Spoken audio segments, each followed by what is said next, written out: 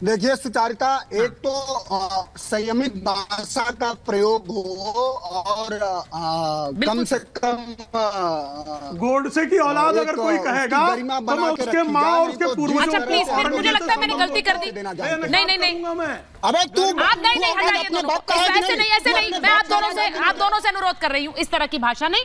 मैं आप लोगों से कह रही हूँ, आप लोग अपनी पार्टी के बहुत बहुत अच्छे प्रवक्ता हैं और अपनी पार्टी का पक्ष रखते हैं। इस तरह से कर कर मुझे लगता है स्तर गिरता है।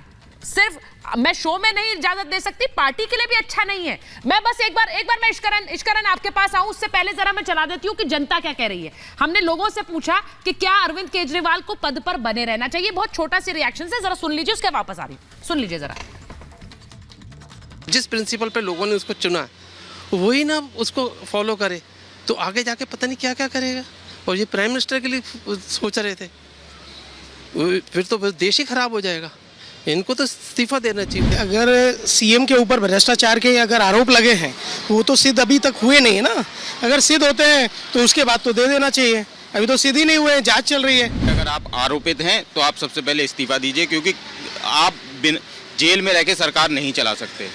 उसके लिए आपको जनता के सक्षम आना पड़ेगा। किसी ऐसे अपने कलीग को सत्ता हाथ में दें जो अच्छी तरह से उसको चला सके। अगर उन पर साबित हो जाता है फिर तो इस्तीफा दे देना चाहिए। अगर नहीं हो पाता है उन पर, अगर जैसे केस नहीं बनता है तो उनको सरकार चलानी चाहिए। डिसीजन उन्हीं का है, पर दिल्ली की जनता को देखते हुए और एडमिनिस्ट्रेशन को देखते हुए उनको सोचना चाहिए और मेरे ख्याल से तो दे देना चाहिए। जिन्होंने एक्चुअली में जो काम किया है सजा तो उनको होनी चाहिए थी। मुख्यमंत्री बने रहना चाहिए। बिल्कुल दिल्ली की जो गरीब जनता है वो बिल्कुल उनके समर्थन में। एक मॉरल वैल्यूज़ होती हैं हर व्यक्ति की, और he is a very responsible person.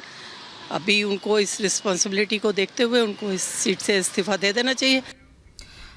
तो आपने सुना दिल्ली के लोग क्या कह रहे हैं। एक मिलीजुली सी प्रतिक्रिया है। बहुत से लोग कहते हैं कि उन्होंने जिस तरह के आदर्शों पर काम किया है उसे देखते हुए इस्तीफा देना चाहिए। कुछ कह रहे हैं कि बने रहना चाहिए। लेकिन सवाल सबसे बड़ा, इश्करन मैं आपके पास आ रही हूं, ये जनता की आवाज इसलिए सुनाई क्योंकि आज अरविंद केजरीवाल ने भी कहा कि जनता फैसला करेगी कि क्या होना है, मेरे साथ खराब हो रहा है, मेरे साथ गलत हो रहा है, सियासी षड्यंत्र हो रहा है। मैं आपसे पूछ रही हूं कि जो जिस तरह से कोर्ट में अरविंद केजरीवाल ने अपनी बातें रखी हैं, आज भी रखी, उसके बाद उनकी रिमांड बढ़ी है, लेकिन इस पूरे मामले में अरविंद केजरीवाल को कॉर्नर करने के लिए या फिर उनके खिलाफ जिस तरह के सबूत हैं, क्या वो पर्याप्त है ये बताने के लिए कि वो घोटाले के किंग पिन हैं?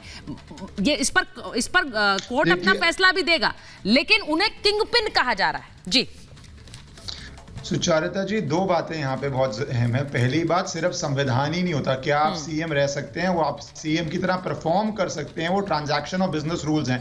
क्या आप जेल में रह के एक मीटिंग कर सकते हैं आईएएस ऑफिसर्स के साथ? क्या ओथ ऑफ सीक्रेसी है, जो सारे डॉक्यूमेंट्स जाएंगे उसकी जो जांच होगी, क्या आप कर सकते हैं? और जैसे कन्विक्टेड नेता डिस्क्वालिफाइड होते हैं, वो रिप्रेजेंटेशन ऑफ पीपल्स एक्ट में है। कॉन्स्टिट्यूशन में इन डिटेल इन चीजों पे कभी भी नहीं जाया जाता, और भी लॉज हैं भारत के अंदर। तो मेरे हिसाब से तो वो रह नहीं सकते एज अ सीएम, क्योंकि ये प्रैक्टिकली भी पॉसिबल नहीं है और लीगली भी पॉसिबल नहीं है।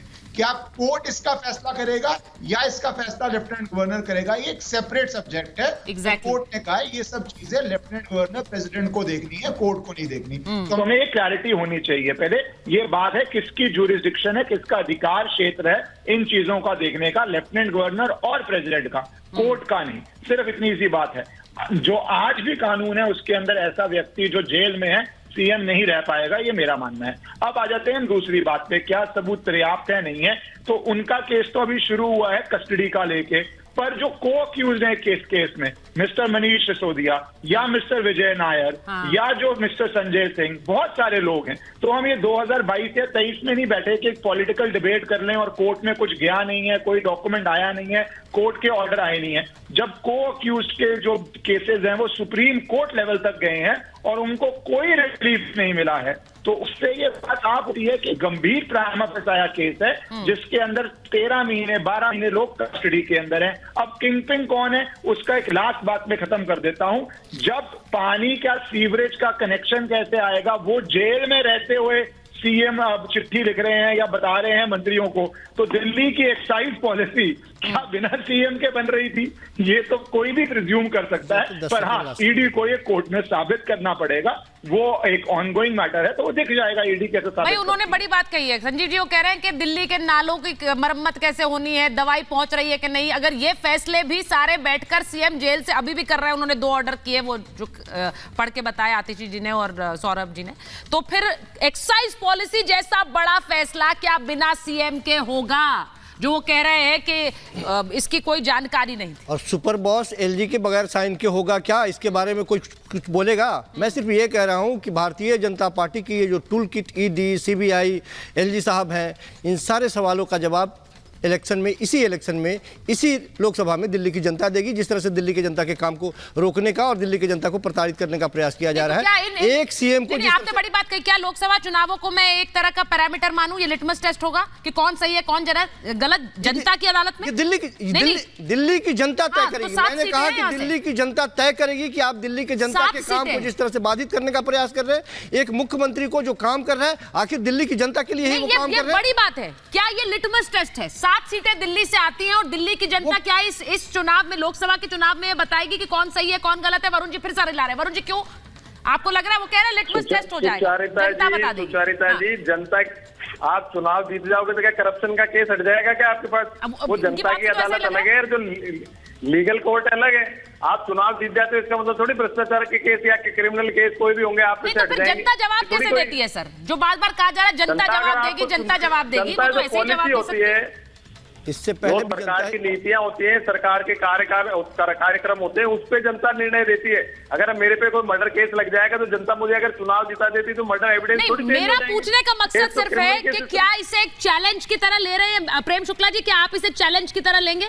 वो कह रहे हैं जनता बता देगी, लोकसभा से 7 सीटें आती हैं दिल्ली से, क्या ये चैलेंज है आप लोगों के लिए? अगर उन सीटों पर अभी तो हम कुछ नहीं कह सकते, हम इंतजार करना होगा 4 जून का, लेकिन चैलेंज लेंगे, आप एक्सेप्ट करेंगे? जनता 7 की 7 सीटें, जनता 7 की 7 सीटें भाजपा को देगी, लेकिन जो आपराधिक मामला है उसका निर्णय अदालत करेगा, जांच एजेंसियों के प्रमाण के आधार पर। देख लीजिए, उन्होंने ये कह दिया है। मैं काका जी आपके पास आ रही हूं एक बार। काका जी, जिस तरह से ये पूरा अरविंद केजरीवाल का मामला सिर्फ आम आदमी पार्टी का मामला नहीं रह गया है, सारा ऑपोजिशन इस पर एक तरह से यूनाइटेड है, इसीलिए वो सवाल मैं आपसे भी पूछ रही हूं, क्या 24 का चुनाव लिटमस टेस्ट है आप लोगों के लिए? नहीं, देखिए, चुनाव और लिटमस टेस्ट तो हमेशा होता है, और चुनाव जो जनता का जो जनाधार और जो जनमानस के जो रिकॉर्ड आएंगे, जो मत आएगा, उसको हम सभी को सहृदय स्वीकार करना चाहिए। लेकिन उन लोगों से जिन लोगों ने 2014 के बाद इस देश में 9 जगहों पे 9 स्टेटों में सरकार में जो उनकी संख्या आई, गोवा में, चाहे मणिपुर में, चाहे मध्य प्रदेश में पिछली बार, जहां उनका जनमत उनके खिलाफ था, वो धनादेश से, धन से और इसी तरह की सरकार संस्थानों को लगा करके सरकार बनाए, जो इस देश में अघोषित आपातकाल चला रहे हो, तो उनसे किसी तरह की शुचिता की आप उम्मीद क्या करेंगे? इस देश में 83% बेरोजगारी है। इस देश में ग्लोबल हंगर इंडेक्स में हमारी हालात बांग्लादेश और पाकिस्तान से भी बदतर है। तो भारतीय जनता पार्टी के चार्टर्ड से उड़ने वाले लोग गरीबों को, किसानों को, मजदूरों को, दलितों को हे दृष्टि और घृणा से देखने वाले सामंती लोगों से किसी तरह के आप मर्यादित आचरण की उम्मीद नहीं कर सकती हैं।